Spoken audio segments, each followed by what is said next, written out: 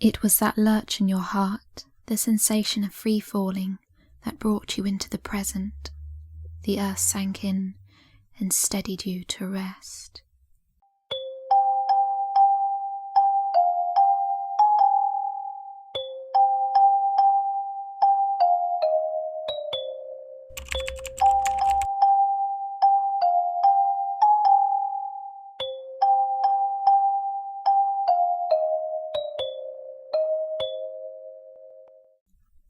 You were surrounded by feathered grass, soft under your touch as it brushed across your skin. It seemed you were laying in a field this time. Another field. Was this going to be a reoccurring thing? To be pulled through a piece of the world only to be spat out where you started? No. This wasn't where you started. So how come you had that childhood memory seeping in, playing snakes and ladders, believing you were nearly at the end, only to slide down the head of the snake? Nothing made sense. It wasn't supposed to. The night remained, however, the only sound being that of a comforting breeze. It was only then, the murmur of wind colliding against a structure, that you realized you were laying on something. A tree. At least you didn't have to wander into a forest to find this one. That dark tree with its bark as black as ink, its branches collided with the heavens above, completely lost in the night sky, and its roots coiled through the surface of the earth. Your legs were resting over those roots, wrapped in the tree's embrace. It was cradling you, and yet in that softness there was an unfamiliar weight on top of you, one that made the air taste different. Not bad, just different. Like springtime? God knows. Your memory was frazzled. You tried to lift yourself up, but your body refused to obey. So instead, you turned your head to see what happened. You found your hand reaching out for what was lost, what could never be recovered. A lump sunk the lining of your throat downwards as you realized what happened apparently moments before. The Scarlet Girl, those three sisters, embryonic in existence, merely there but seemingly everywhere now. Your chest crippled under your shaking breaths with the weight of your absent pendant and the guilt. You pulled your hands to your face and you wept.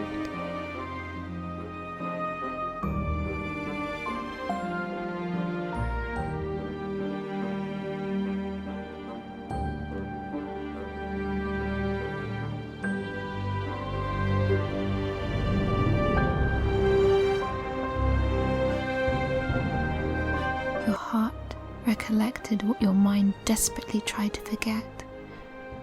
Like a dream, the events of before dripped into your unconscious. You were trying to keep yourself from going mad, or was it something being forced upon you?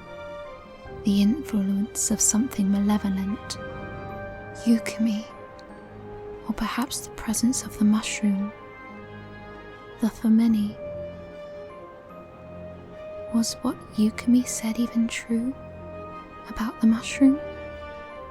Your mind was inconsolable to the incomprehensible. Then, a new sensation came.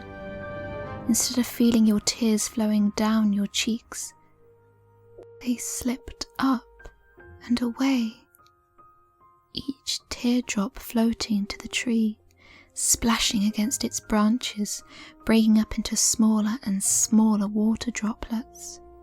It grew to a mist, then solidified into a rolling cloud. They breathed your tears in and span them back out.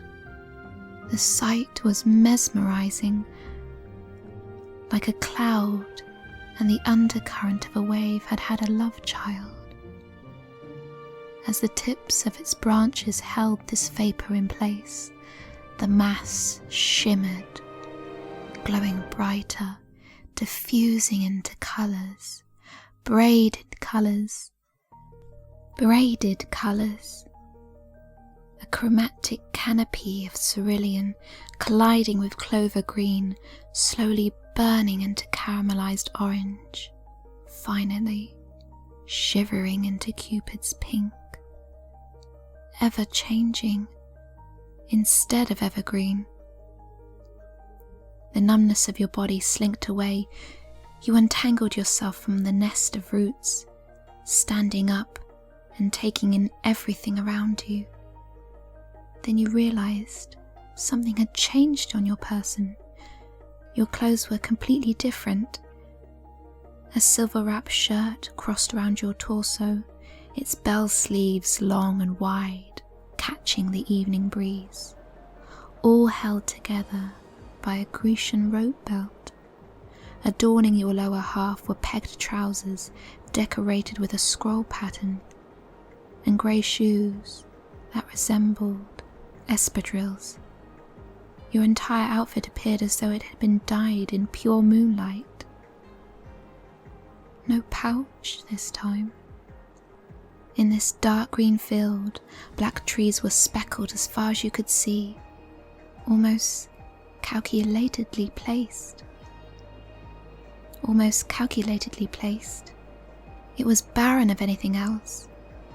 You assumed, with the first tree being lit by your tears, the others had sensed it too, and gradually sparkled into illumination, a network of roots beneath your feet, communing with one another to light the way. And just to your right, something else caught your gaze. A dark golden river. Though muted, it flowed like liquid sunlight, the tall grass swaying lazily in the wind. The river was calm, but who knows if it could turn turbulent or treacherous further down. Still, you watched as the ripples of the river passed along the edge. It was calm here, and that was all that mattered. This new world around you beckoned you to walk ahead. Follow the river. You obeyed. There were no stars in the night sky, just scattered clouds. They moved slowly over you, casting their shadows across your body. A small prick of nausea came. You remembered the final moments of the time before. The room collapsed, and everything was swallowed by the darkness. Shh, be still. The night is here. Nothing is needed of you when darkness cradles all. Oh, dreamer, let it slip away from you. It casts its crown only on those who can bear it. Give that failure a way out, bleeding through every strangled cry. In your heart, you knew you would never see those 3 girls again. And yet you promised to the girl of scarlet to never say a word about what you saw. How could you go on not knowing what happened? What torture to endure? Your consciousness likened it to grieving for a missing person. No body to be found. Oh, but listen, listen. The fragments of space have fallen for you, and they granted an audience with you alone. Observe it, its blackness, its massless body. It showers you with what it did and what it will do until it ends itself. What shining misery massacred all creation, the trauma-stricken kind, an annihilation monumental beyond anything ever seen again. It refracted the tear in your eye, and you helped it to cry along with you. 2 children hiding under the covers of a bed. They grow old, bitter, and apart. This is what became of every reality, and everything set out before you. Come along, come along. Never mind the fear. Use it as a shield. You can do it again. The day's warmth still clung to the night air, like a child carrying behind their mother's skirt, desperate to hold on until the very last moment. You kept walking. It was the only thing you could do. Spying the surface of the Golden River break and bleach the way ahead of you, it flickered around a curve of the riverbed. There you made the discovery of a boat. A small, beautifully carved wooden boat. It was made of white wood, so it hadn't been created from the local flora. The front of it curled back into itself, and a golden bell hung from its top. There were no oars you could see. However, inside the hull of this marine vessel was a soft glow, and so you leaned over and looked inside.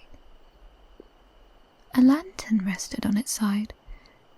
This lantern held an orb of light, a warm yellow sun, entrapped within its intricate case.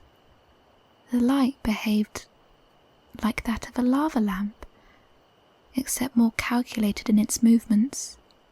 The orb floated to the top, splitting in 2, swirling down and around, before unifying at the bottom, and the dance repeated again and again, generating its own energy to power its illuminescence.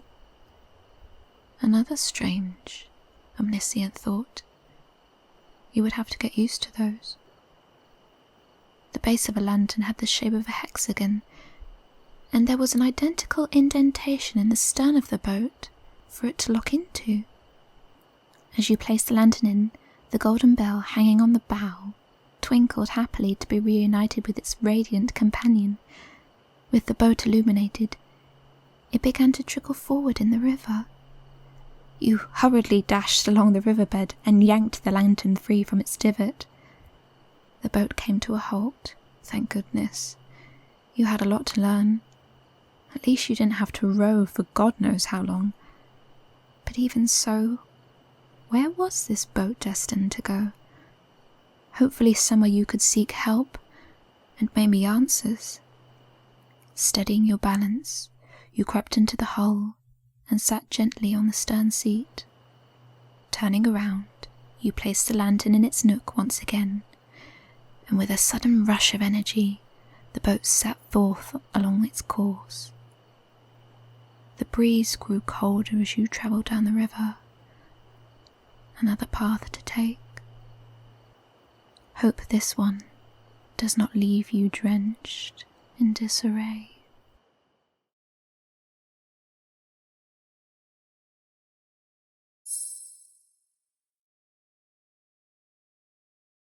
Hi!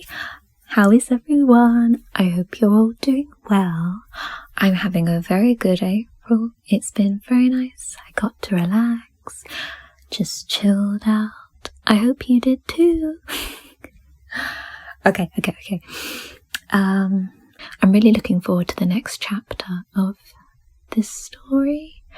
I'm so excited. It might be my favourite one since the whole food banquet thing, but yeah, I hope you have a wonderful day, night, and yeah, take care. Bye bye.